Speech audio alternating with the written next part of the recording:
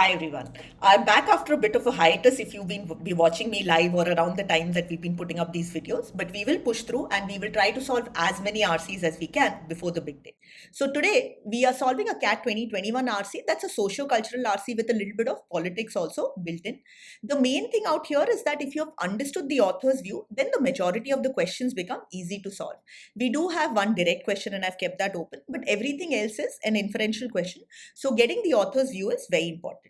Make sure that you've solved the RC. In case if you haven't, please pause the video right now and solve it first. If you're on mockcat.com, then of course you have the RC to your left. And in case if you're watching me on YouTube, then you will have the link to the RC in the description and the first pinned comment. Right. Now that you've solved the RC, let's start. You would have probably realized that, yes, understanding the author's view helped you to solve most of the questions. Maybe you got one silly mistake or something, but the passage more or less is straightforward. There is a part here that you might have found tough, and I will explain that as we read. But now let's start with the passage from the beginning. Many people believe that truth conveys power. Now, the most important thing in this sentence is many people believe. If people believe, the author may or may not believe. If I believe something, I'll straightforward just say that truth conveys power. So just make sure that you watch out for these, especially in the first or the second paragraph, which is typically where we get the context and the authors. Hopefully you've gone through the lessons and you know that. Coming back to this, people believe that truth conveys power, hence sticking with the truth is the best strategy for gaining power.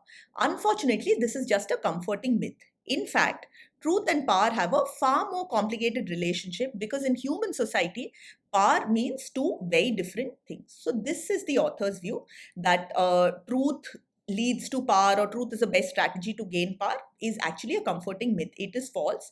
The author is not saying that, you need to not be truthful to gain power. The author is saying that truth and power have a complicated relationship.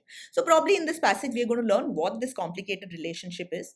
The first thing that I'm learning is that power means two different things. So that is also something that we will look out for. What are these two different things that power could mean? And that's something which you have right here. And the first sentence in this paragraph, as you can see, is giving us an idea that the author is going to explain these two things. On the one hand, power means having the ability to manipulate objective realities, to hunt animals, to construct bridges, cure diseases, build atom bombs. So what is manipulating objective realities? There's something which is there out there. Maybe there's a river. I want to cross the river. I construct a bridge or I get a bridge constructed over it. So I have manipulated reality, right? There was a river flowing in front of me and I couldn't have crossed it. Now there's a bridge, so I'm able to cross it. So I've changed reality. Same thing if you see with all of these examples. This kind of power is closely tied to truth. If you believe a false physical theory, you won't be able to build an atom bomb. So what is the first thing that we have when it comes to power? Power is of two types. The first way is to manipulate, or I can put it as change objective reality or change physical reality almost, right? And here we need to be truthful. Why is that? We need to know, let's say, the correct rules of science, the laws of physics, right? Without knowing the laws of physics, we won't be able to construct bridges, build atom bombs, and so on. On the other hand, so this is going to be the second thing that power means. Power also means having the ability to manipulate human beliefs, thereby getting lots of people to cooperate effectively. Building atom bombs requires not just a good understanding of physics, but also the coordinated labor of millions of humans. So one is changing reality and the other is manipulating people, or I'll just put it as getting people to cooperate with us. So power is of two types. One is changing or manipulating objective reality, right? So where we need to know the laws of science, the laws of physics, chemistry, for instance, to build an atom bomb. There's another way of, having power, or there's another part of power, which is getting people to cooperate, right?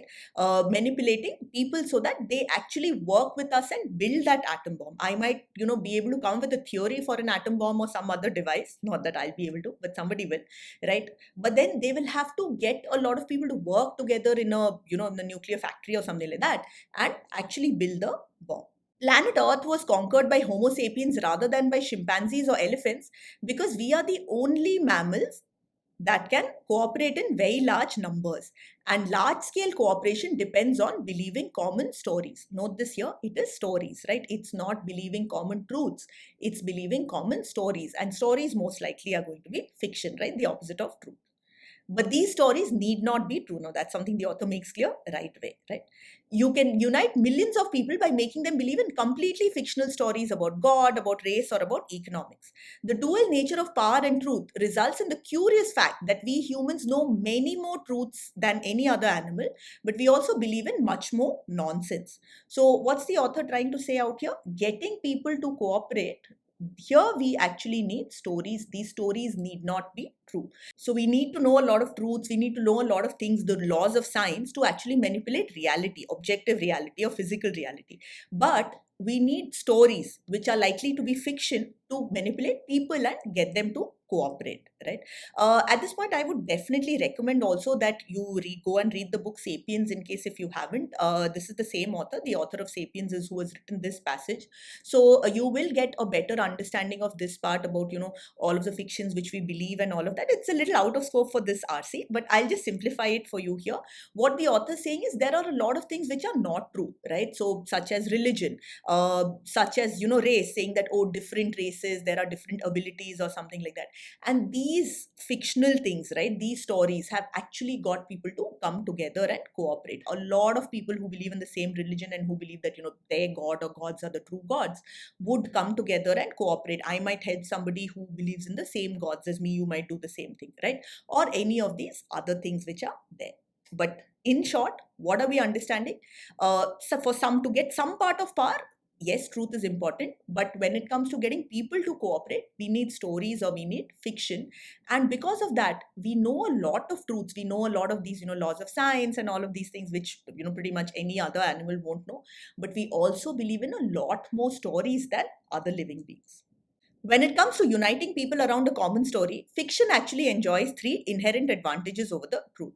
I really like the way this passage is written. It's almost like an essay. A lot of my techniques are being used here, right? The first sentence of the paragraph is telling us what that paragraph is about. The view is something which we are getting in the beginning. Just make sure that you've gone through the focus treat module. That is something which is really going to help you make sense, not just of this RC, but pretty much every RC that we have, mine or the cat ones. So now coming back to this, fiction enjoys three inherent advantages over the truth. So when it comes to fiction or stories, right? So this has three advantages. So I'm just going to write down the advantages here. First, whereas the truth is universal, fictions tend to be local. Consequently, if we want to distinguish our tribe from foreigners, a fictional story will serve as a far better identity marker than a true story. Now, this is something, of course, this example would be a little more relevant, say 500 years back, or even a little bit far back, when people used to stay in their region or their country. But we can think of it even now, right? If let's say somebody who knows Diwali, which just happened some time back, or somebody who knows like the Ramayana, Mahabharata or something, then we know that they're more likely to be Indian, right? And we will understand that they are from our country. Now just go back about 500 or 1000 years back, and you can see that that same thing can happen at a much smaller level, right? In the level of a group or a tribe or at least a state, right? So what can we do? We can identify those who are from our area or our tribe. So stories of fiction, they tend to be local, which will help us to identify those who are from our tribe.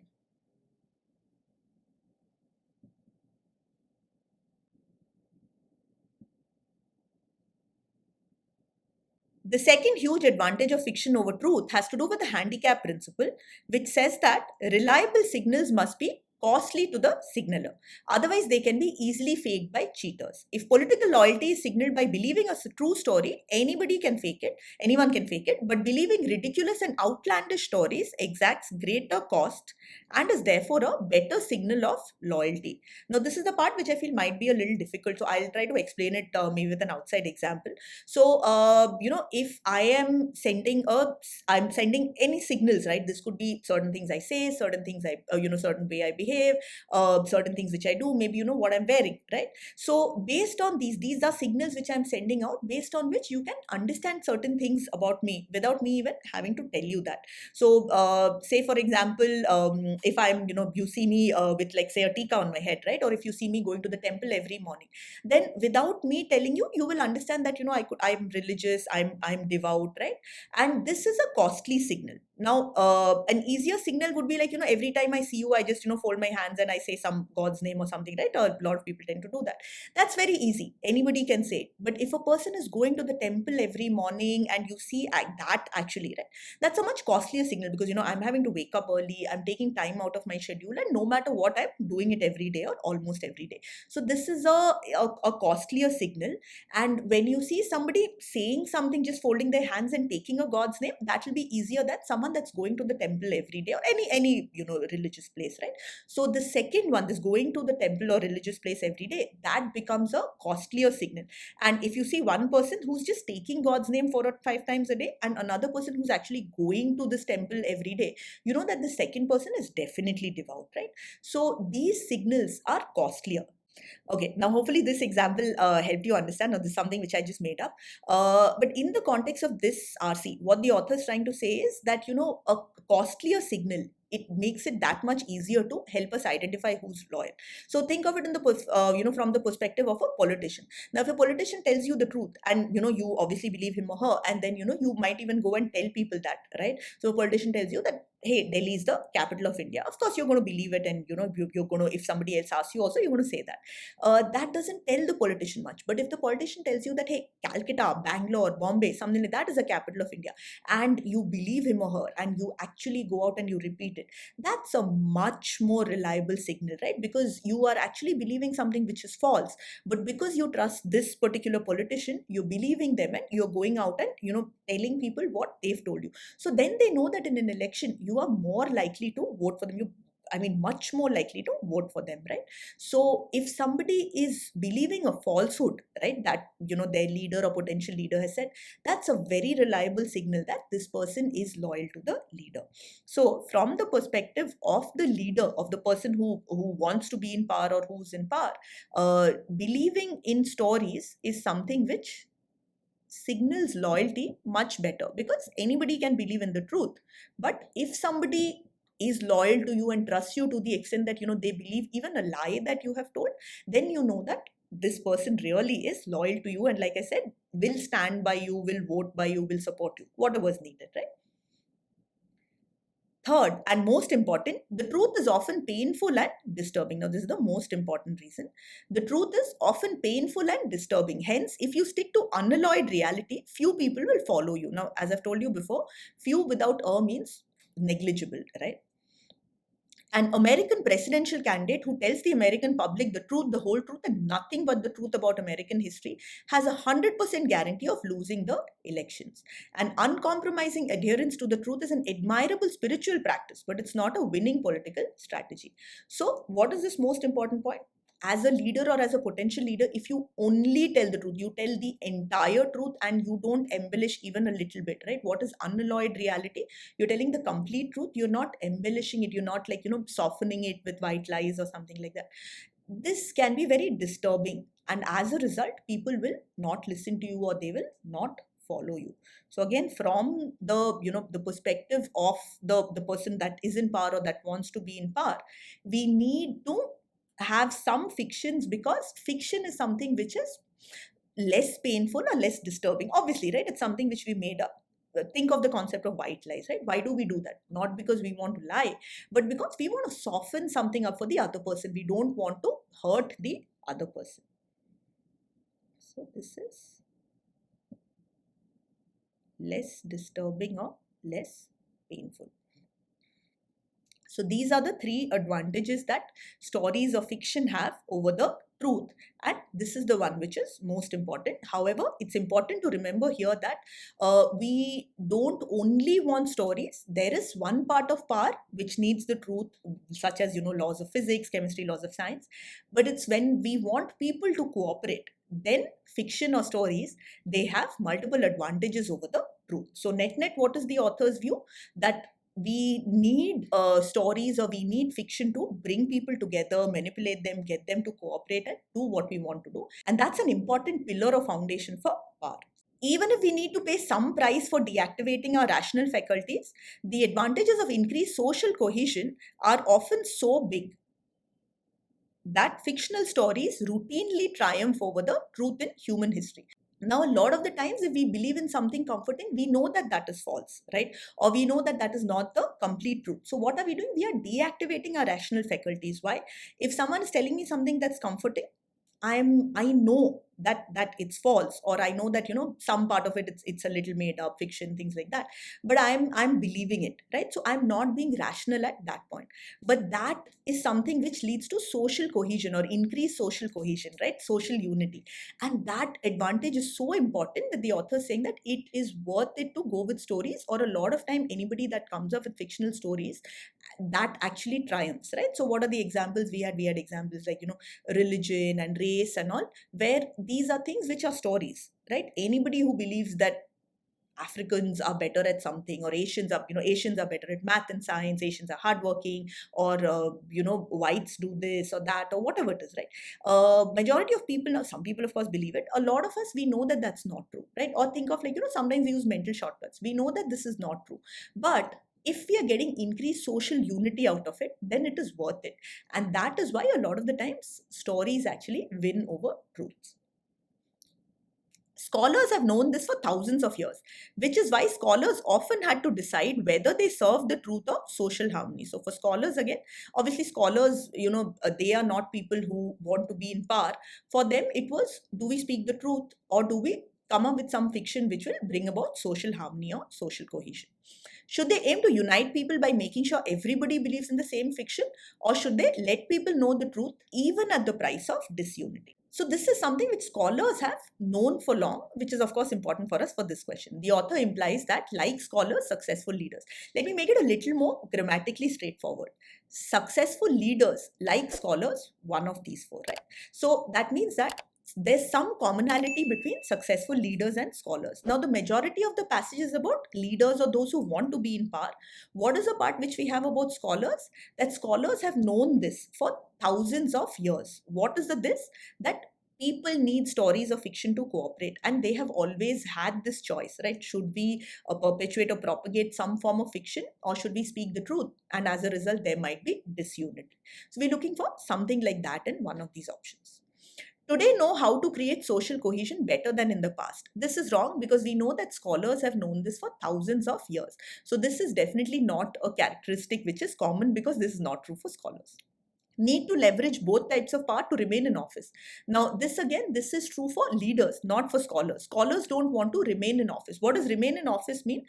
This is typically used in a political context. Somebody that is, say, in the Indian context, an MP or an MLA, if they're elected, they're in office, right? If they lose the election, then they have to leave. So a little bit of vocabulary that you need to know here, otherwise this could be tempting.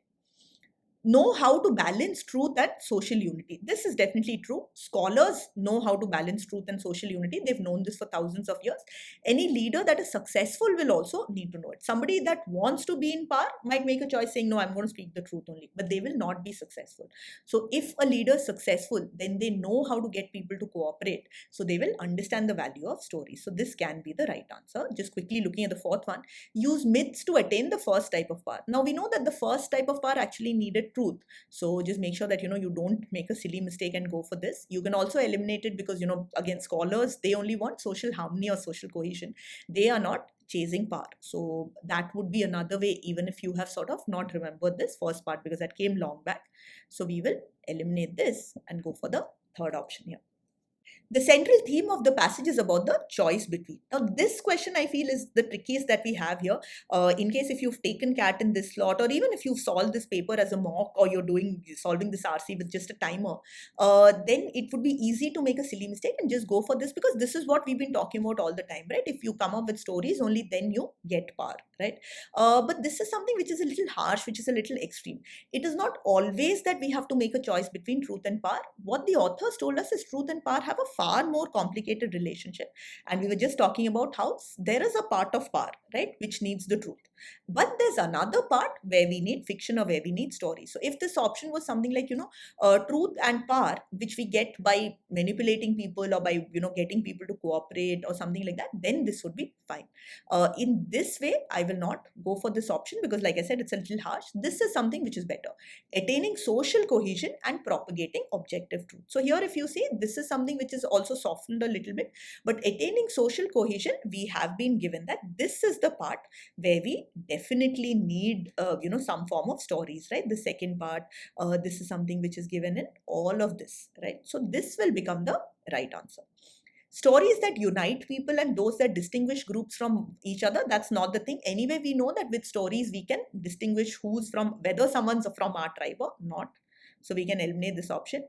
Leaders who unknowingly spread fictions and those who intentionally do so, nothing about that also mentioned. Whether a leader unknowingly lies or intentionally, lies, the advantage, if it's a sort of lie which will bring people together, is that, they could become powerful. So we'll eliminate all of these options and go for one. But I think the majority of the time I've seen my students make an error by choosing this option.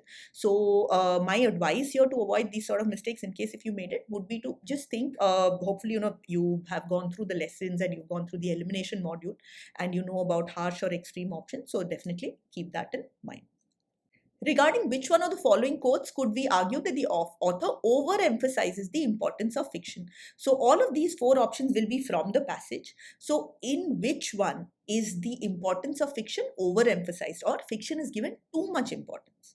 So let's look at the options. Scholars often had to decide whether they serve the truth or social harmony. Should they aim to unite people by making sure everybody believes in the same fiction, or should they let people know the truth? Now, this is definitely something where fiction is given a lot of importance, right? It's a choice between truth or social harm. So the author is saying that scholars had a choice. Do they speak the truth, or do they come with a lie? Do they make up some fiction which will unite people? That means to unite people or to get people to cooperate, or to bring about social cohesion, we need lies, right? So this is definitely something where fiction is given a lot of importance. Could be the answer. I'll just hold this option.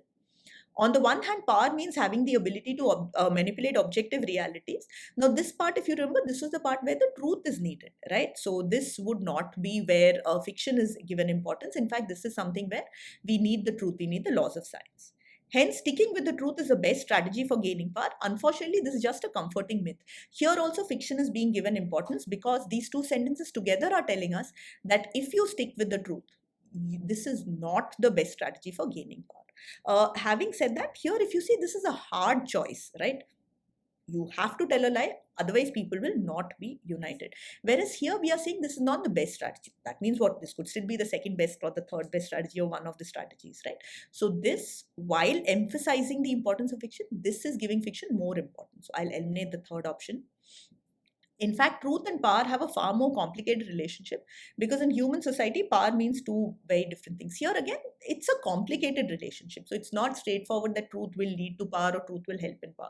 But here, it's like truth will not help for social unity. Truth will lead to disunity, right? So this definitely is the one where fiction is given the most importance. This last question is actually a straightforward question, but they've added a layer of complexity by just changing the way the question is written. The author would support none of the following statements about political power except that. So whenever you have two negatives, you can just simplify it. Which one of the following statements about political power would the author support, right? What this means is, none of these four options would be supported by the author except, right? Which means one of these is going to be supported by the author. So with regard to political power, we know that the author said that to change physical or objective reality, we need the truth. But the main thing, to get people to cooperate or to manipulate people, we need stories or we need fiction, which has multiple advantages. So any of these four options which are in line with this, right, this author's viewpoint, is going to be the right answer. And you can generally use this rule of thumb whenever you have a couple of negatives, say even something like, which of the following, if false, will weaken the author's view, just change it to which of the following, if true, will strengthen or support the author's view. So that's a shortcut which will help you. And that sort of question, or multiple other complicated questions like this, I've solved and I'll be solving. So make sure that you keep watching this series.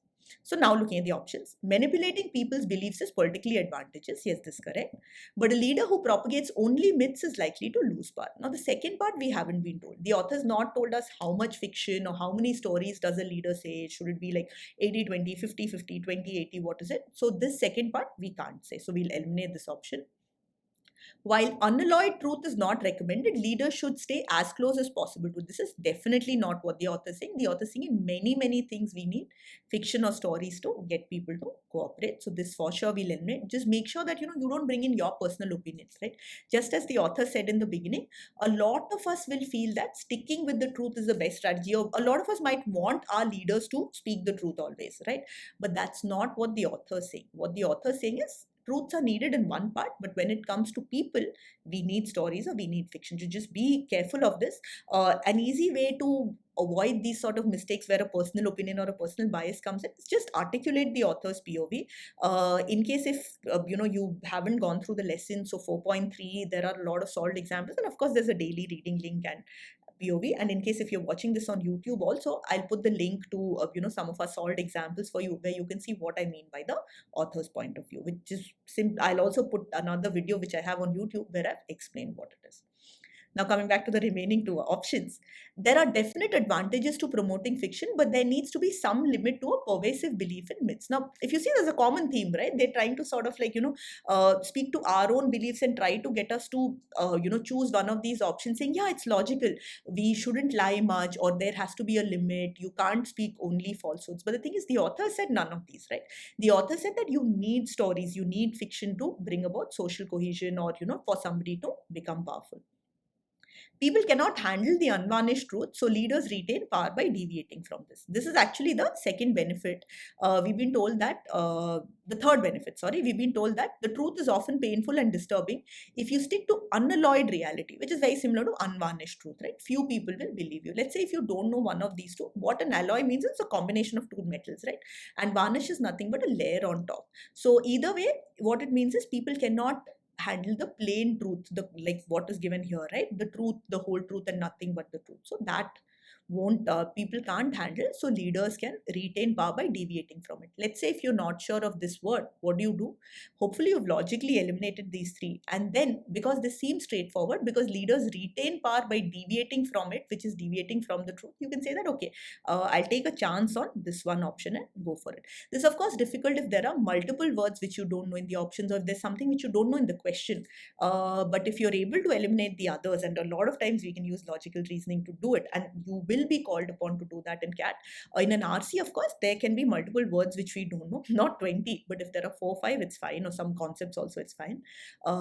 In options also, if one of there is something which you don't understand, if you are very clear that the other three are wrong, you could still go for that option. But if there are two options, one seems likely and the other option has a word which you don't know. Sometimes I've seen that, some of my students will go for that thinking, oh, maybe this means something and, it's important, so this will be the right answer. So please don't do that. Only if you can eliminate these options for sure, or you're 90% sure that these are wrong. And then if it's just a matter of a word, you can still go for this option. And that's it for this RC. And stay tuned. The next RC is a very interesting one. It actually starts out with a Marvel Comics example.